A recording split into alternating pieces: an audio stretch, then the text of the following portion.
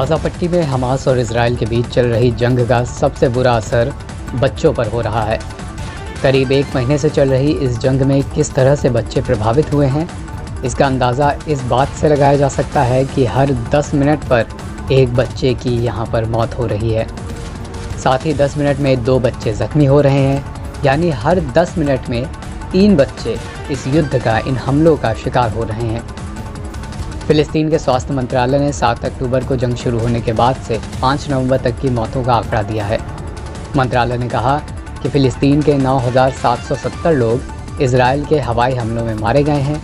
इसमें 4,100 यानी करीब आधे बच्चे शामिल हैं। गाज़ा में 8,067 मासूम घायल भी हुए हैं, जिनमें से कई गंभीर हैं। स्वास्थ्य मंत्रालय ने कहा है कि 1,250 बच्चे लापता हैं। बयान में ये भी कहा गया है कि इजरायली हमले में मारे गए लोगों में 70% बच्चे, महिलाएं और बुजुर्ग शामिल हैं। गाज़ा में करीब 1 महीने की जंग के आंकड़े कहते हैं कि यहाँ हर दिन औसतन 100 से अधिक बच्चे मारे जा रहे हैं। हाल के वर्षों में कई देशों में जंग हुई है, लेकिन इस तरह से बच्चे इसका शिकार कभी नहीं बने। गाज़ा में हर दिन बच्चों की मौत का औसत 136 है।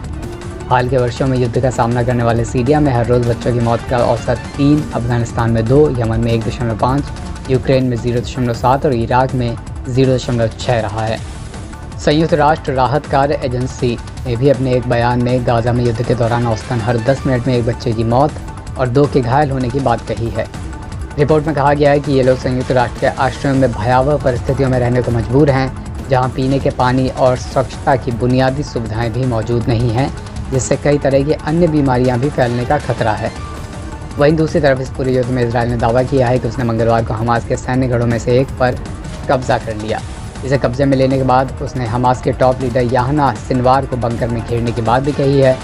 इजराइल डिफेंस फोर्स यानी IDF ने मंगलवार से गाज़ा में हमास की सुरंगों को निशाना बनाना शुरू कर दिया है। उनका कहना है कि उनके हमले में हमास के कम से कम 10 आतंकी मारे गए हैं। IDF के मुताबिक एक जेट ने हमास के कई आतंकवादियों पर हमला किया है। ये वो आतंकी थे जिन्होंने अल-कुद्स अस्पताल के पास एक बिल्डिंग में शरण ली थी। इजराइल डिफेंस फोर्सेस का लगातार दावा है कि उन्होंने गाज़ा पट्टी को 3 तरफ से घेर लिया है और गाज़ा पट्टी में जल्द ही वो एक बड़ा ऑपरेशन और भी शुरू कर सकते हैं। गाज़ा पट्टी में इजराइल ने काफ़ी दिन पहले से ही थल सेनाएं भी उतार दी हैं।